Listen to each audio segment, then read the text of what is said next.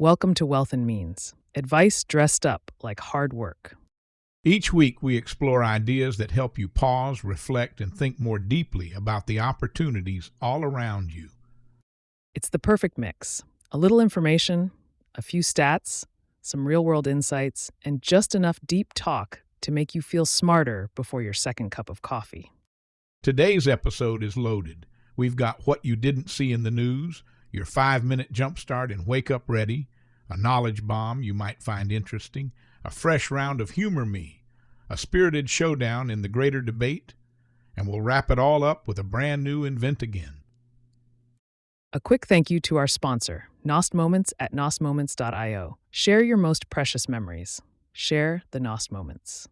And now, what you didn't see in the news, the segment where we dig up the stories that didn't dominate your feed, but probably should have. While everyone was doom scrolling the same 3 headlines, the internet quietly caught fire over stories that might actually shape markets, tech, and your group chat. First up, a quiet but meaningful story out of Dharamshala. The Tibetan exile community that's been the heart of Tibetan culture in India for more than 60 years is shrinking fast. Schools built for nearly 9,000 kids are now barely half full, and some classrooms are closing. Younger Tibetans are moving abroad, and fewer new refugees are making it out of Tibet at all. The worry is simple. If the next generation isn't there to learn the language and carry the culture, the future of Tibetan identity in exile gets a lot more fragile. Meanwhile, in U.S. air travel, the FAA is stepping in with flight cuts at 40 major airports. Think Atlanta, LAX, Chicago. Airlines are being told to trim flights by as much as 10% because air traffic controllers are stretched thin during the ongoing government shutdown. It's a safety move, but it could mean a choppy travel season, higher fares, and a lot of pressure on Congress to get things moving again. A rare good news moment came out of Russia's Far East. A massive 8.8 earthquake hit off Kamchatka this summer, triggering a tsunami across the Pacific. But here's the twist: 0 fatalities. Early warning systems and coordinated evacuations worked exactly as designed from Russia to Japan. It's a reminder that preparedness really can change outcomes. And a reminder of what happens when countries actually cooperate. On the media front, news is getting a makeover. More outlets are experimenting with influencer-style updates, short, personality-driven videos layered over traditional reporting. And behind the scenes, AI is helping translate stories, summarize long pieces, and tailor news to different audiences. It's boosting engagement, but also raising questions about accuracy and transparency. The industry knows it has to innovate, but it's trying not to lose trust along the way. But they will never change what you and I do, though, Wealth. You'd better believe it means. Online search patterns are shifting too. Mesh Wi-Fi routers are trending as people upgrade their smart homes. DIY craft kits and knitting kits are seeing a post-pandemic revival, partly as an antidote to screen fatigue. And gaming accessories are climbing thanks to esports and holiday shopping. It's a snapshot of people trying to make their homes a little cozier and their hobbies a little more hands-on. 2 holiday trends are also bubbling up. Fleece jackets are having another early season surge. No surprise there. But the quirkier story is mushrooms. Mushroom designs, mushroom foods, mushroom furniture, it's all growing fast. It reflects both a wellness wave and a design aesthetic that's everywhere from TikTok to boutique shops. So if I like fleece too, does that make me a fun guy? We're not to the Humor Me segment yet. Means in music discovery, YouTube Shorts is becoming the new rocket booster for breakout artists. One of the biggest stories is Xavi, a young Mexican singer whose songs hit 1 billion views in his home country through fan-made clips and dance loops. Shorts doesn't always match TikTok's viral speed, but with billions of views a day, it's turning regional artists into global names almost overnight. On the NASDAQ, a few mid-tier names are quietly heating up. Rivian saw its trading volume double as investors rethink the EV sector, especially with new models coming and cost cuts underway. Align Technology, the Invisalign company, got a boost from stronger than expected earnings and new digital tools for dentists. And Eli Lilly continues riding the wave of next-generation weight loss drugs, which could reshape the entire healthcare landscape. And finally, on the OTC markets, MariMed is seeing more attention as cannabis reform inches forward and the company pushes into new states. Radisson Mining, fresh off an upgraded listing, is gaining traction thanks to strong drill results at its high-grade gold project in Quebec. Both are small but telling signals of where speculative money is drifting: regulated cannabis and junior gold explorers. Golden. These aren't the headlines, but often that's where the real stories start. And that's what you didn't see in the news. So now, let's wake up ready. We serve your weekly outlook before the markets even stretch their legs. Let's start with Monday, and it's a big one. At 1 p.m., Treasury is auctioning off 10-year notes, and in the middle of a government shutdown, the big question is, how much will the U.S. have to pay to borrow? If yields drift higher, that means pricier mortgages, pressure on the tech sector, and a louder drumbeat about long-term debt costs. Translation: if the auction feels stressful, markets will too. Then at 3 p.m., the Federal Reserve drops its consumer credit report. We'll see whether households leaned harder on credit cards in September. If revolving debt jumps, that's a sign consumers are getting stretched, and stretched consumers spend less across retail and tech. And later that night, China reports its producer prices, expected to show another month of deflation.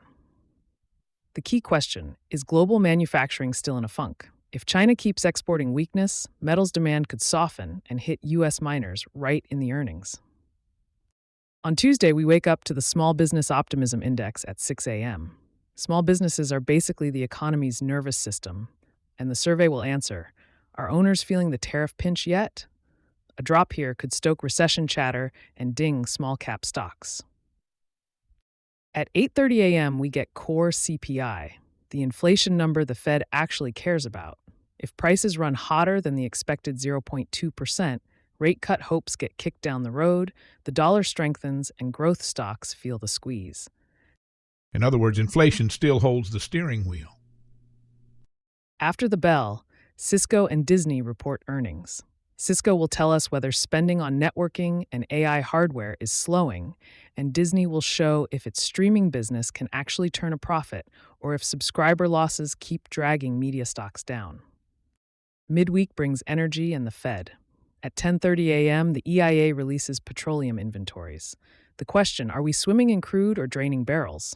A surprise build could cap oil prices and push big names like Exxon and Chevron lower. Then at 2 p.m., we get FOMC meeting minutes. This is where we find out what the Fed was really thinking when it paused rates. Any hint of hawkishness could spike Treasury yields and rattle tech and financials. Did you know that it cost me more to get cash out of an ATM than to buy a gallon of gas? I did not know that means. I wouldn't know, because I don't have a car and I don't use cash. Well, you will if you ever find yourself in Arkansas. Speaking of Arkansas, after the close, Walmart reports earnings, always a bellwether for consumer strength. Watch margins closely. Tariffs and supply chain pressures tend to show up here first. And earlier in the day, the Eurozone posts industrial production. If Europe slows, the euro slips, which ironically helps U.S. exporters in renewable energy and tech. On Thursday, the inflation theme keeps rolling with producer prices at 8:30 a.m. This is upstream inflation, the cost of making things.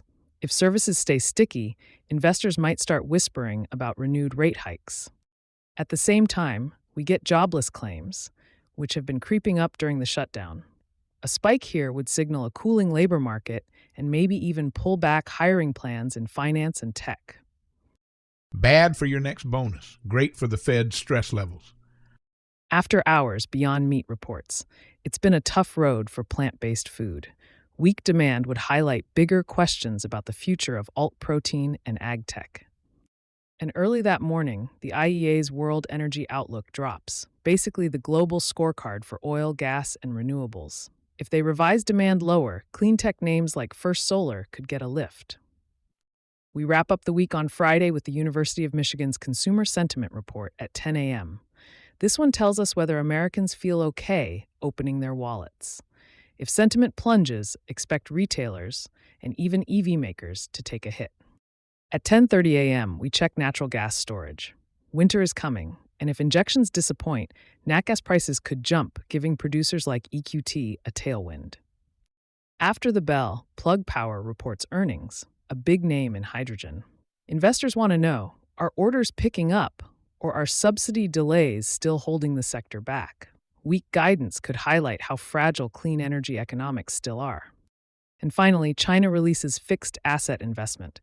If infrastructure spending slows, global copper demand may soften, and that sends ripples all the way to U.S. miners and resource plays. And that's how you wake up ready. Wealth, what do you know good? Picture this. You're 19, maybe 20.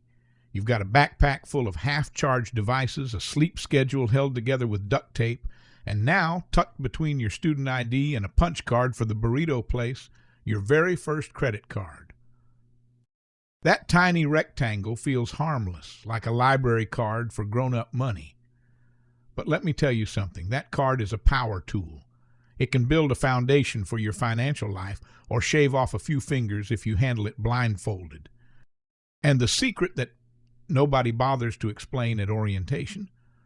The whole system is engineered with bright colors and friendly slogans and cashback rewards to make you feel like you're winning, even when you're slowly donating your future paychecks to a bank skyscraper in Delaware. So let's break it down. Not like a lecture, more like your older cousin pulling you aside at Thanksgiving and saying, hey, before you sign anything, listen up. Interest first. People make it sound mystical, but it's just rent. You're renting money. If you borrow $100, the lender wants a little rent on top. That's interest.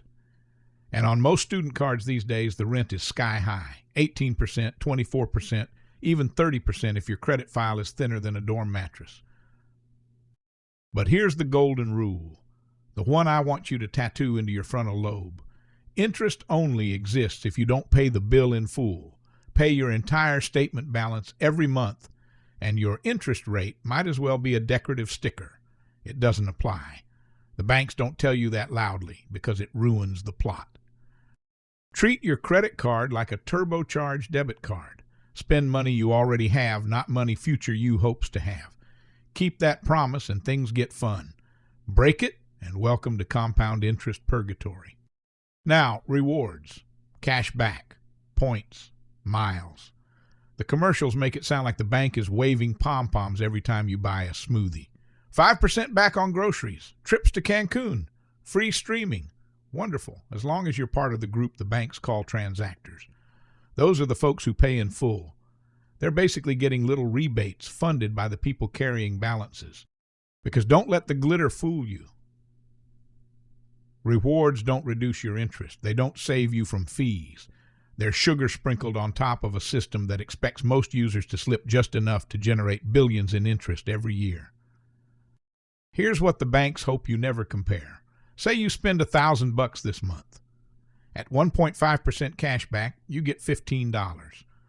Nice. But if you pay only the minimum and leave $900 unpaid, the interest that first month alone can wipe out the entire reward.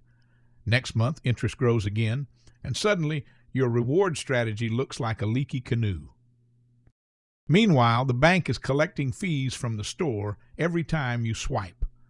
Merchants pay those fees so your card will work, and banks use that money to fuel the cash back, the marketing, the insurance perks, even the t-shirts they hand out on campus.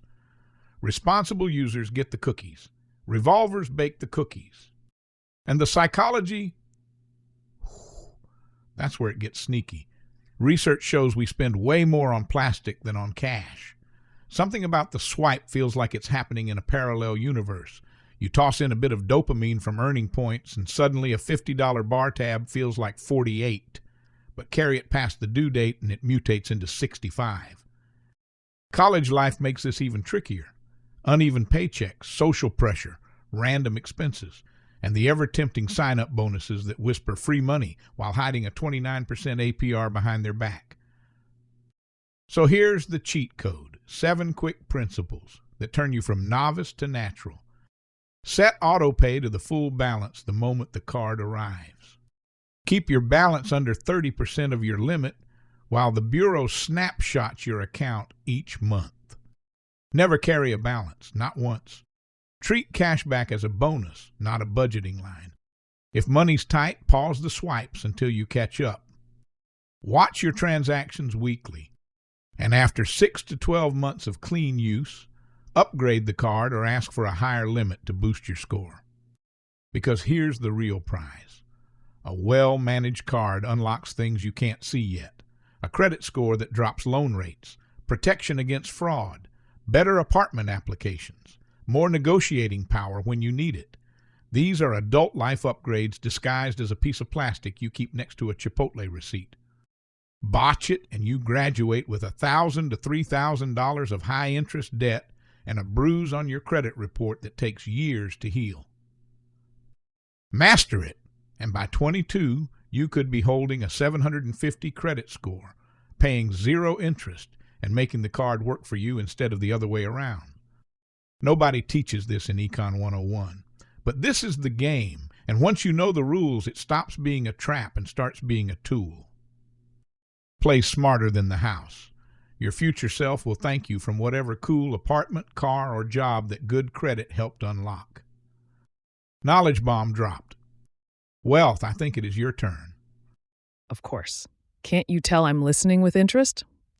Humor me then. Okay, humor me, where we look at the lighter side of money, usually the side where someone else pays the price so you don't have to.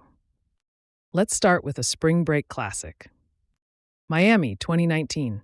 Sarah, bright-eyed, no sunscreen, brand new credit card offering 5% back on dining, a dangerous combo. She and her friends hit South Beach like it owed them money. Tacos, margaritas, more tacos, a round of drinks for strangers they immediately forgot, and then the moment. The one that always arrives after the third, this bar is my personality now. She buys a $180 dolphin tattoo. Why? Because the artist said, "You seem like someone who would spiritually connect with aquatic mammals." And she said, "That is honestly the nicest thing anyone has ever said to me." She ends the trip $400 deep on food and drinks, plus her new ankle dolphin. But hey, good news, she earned $9 cash back. Bad news, she carried the balance for 3 months. Total interest, $11.70. Meaning, Sarah paid $2.70 for the privilege of permanently inking a sea creature onto her leg. She named it Finterest, because at some point, you just have to commit to the bit. Now travel with me from South Beach all the way back to a small village long ago where a farmer borrowed one goat from his neighbor. One simple goat. The neighbor says, "Bring it back in a year, plus reasonable interest." The farmer hears reasonable, thinks nothing of it, and goes about his life. A year later, he trudges back with the original goat. The neighbor says, "Wonderful, where's the other one?" The farmer blinks. "Other one?" "Yes," the neighbor says. "2 goats total, that's interest." The farmer sputters. 2 goats for 1 goat? That's absurd. The neighbor just smiles the slow smile of a man who has played this game before and replies, "That's not absurd. That's interest." Then he adds, "And figuring out where to get that second goat, that is also interest." And that, my friends, is the ancient universal truth of borrowing. The bill always shows up, whether it's wearing a business suit or munching grass. Interest isn't evil, it's just a very patient landlord. Pay your rent on time, meaning your full balance, and it stays quiet, minding its own business, like a polite neighbor. Miss a month? It moves in, rearranges the furniture, eats your snacks, and hands you a monthly invoice labeled, "Sorry, not sorry." So use the card. Laugh at the traps, but never let the joke be on you. Or your ankle dolphin. That was definitely the greatest of all time, Flipper. And now the greater debate, the debate that should happen, but doesn't. So we make it happen anyway, through imagination, caffeine, and the stubborn belief that 2 adults can battle without flipping a table. Tonight, the topic is simple enough to fit on a credit card bill, but explosive enough to ruin Thanksgiving. Should you cut up your credit cards? Representing the cut it, burn it, salt the earth where it lay side, Ramit Sethi. And arguing keep the damn card, fool, delivered with the energy of a man who has eradicated entire galaxies. Samuel L. Jackson. Let's begin. Ramit steps up first, and he starts with that tight smile he gets right before he ruins someone's illusions about their finances. He asks the audience to raise their hands if they've ever said, "I'll just pay it off next month." Then he tells them to keep their hands up if they actually paid it off. Every arm collapses like a dying star. Ramit says he's not here to manage anybody's credit card problem. He's here to convince people to cut the thing up, not literally burn it. He doesn't need a global fire code violation, but emotionally, spiritually, financially, yes, cut it. Then he drops his first bomb. You're not earning 2% cash back. You're getting a $9 latte coupon attached to a $90 overdraft. And he says the banks aren't offering perks. They're running a pyramid scheme where the top 10% of users get the rewards and the other 90% foot the bill in interest.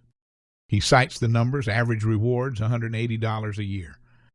Average interest paid by revolvers, $1,200. Net transfer to the bank, $1,020. Congratulations, Ramit says. You just paid for a stranger's first-class upgrade to Fiji. And the room splits like the Red Sea, half grimacing, half nervously patting their wallets. Now it's Samuel L. Jackson's turn. He storms on stage like a storm cloud with vocal cords, points into the crowd, and bellows, "What's in your wallet?" The room jumps. I jumped. Samuel says he's not here for dusty debit cards or sweaty wads of cash. He's here to tell people why they keep the card and why cutting it up is for people who can't handle power. He fires back at Ramit's first point. Cash back ain't a trap. It's a mother effin' rebate. He breaks it down in his signature math meets threat energy style. Spend $1,000 a month, get $15 back. That's $180s a year. Free. Cut the card, he says, and you just handed $180 back to Jeff Bezos. The room explodes. Some people cheer. Some reconsider their entire personality. Ramit comes in hot with the behavioral angle. He says credit cards are behavioral cocaine. Swipe, dopamine hit 3 times points, and suddenly you're staring at a $1,847 balance that feels like a jump scare. He cites MIT. People spend 12 to 18% more with plastic. He mentions his own students. Cash spenders at $4 to $12 a month versus card users at $640. Then he drops the punchline. Your card didn't make you richer. It made Amazon richer. You can hear the audience wince.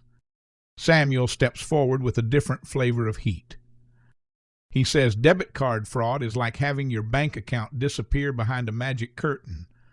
Meanwhile, credit card fraud gets wiped clean because the bank eats the loss. He talks about having $3,000 in fake charges erased while he was on a yacht. A yacht. That's when the room knew this wasn't going to be a gentle exchange of ideas. Cut the card, he says, and you're traveling with a paperclip and a prayer. Keep the card, and I'm sipping champagne in first class, on points. Definitely a point for Team SLJ. Ramit takes a breath. He admits something rare. If you pay in full every month, you're already winning. You're disciplined. You're in the top 10%. But he says that's not who he's here for.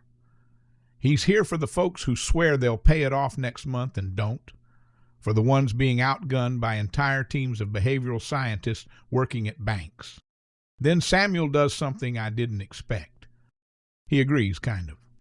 He says if you're ordering Uber Eats at 2 a.m., like it's your birthright, maybe you shouldn't have a credit card.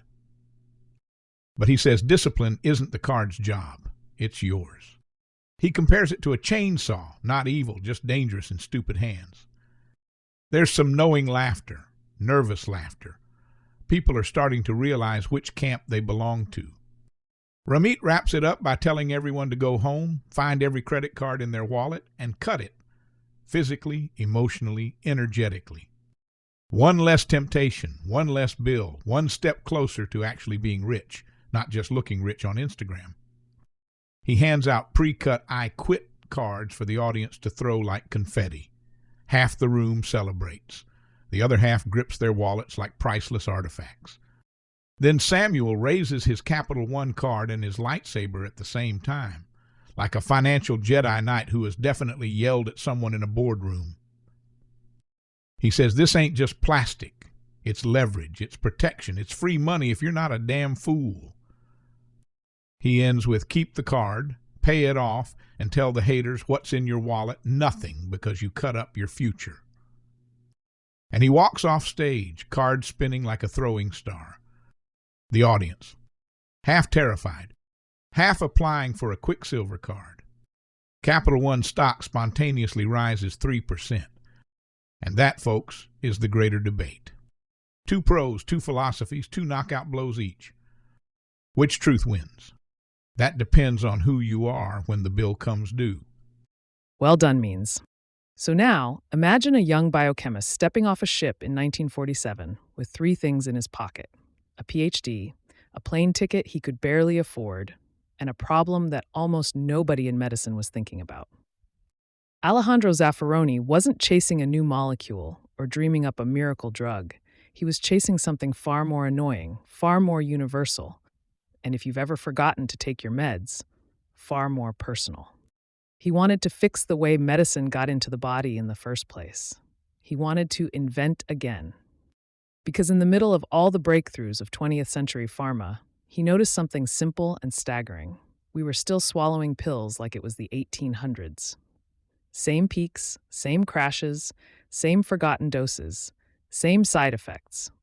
Picture Zaffaroni in a garage in East Palo Alto, hunched over early prototypes that looked more like tape experiments than medical devices. He wasn't trying to impress the drug giants. He was trying to solve a math problem disguised as a medical one.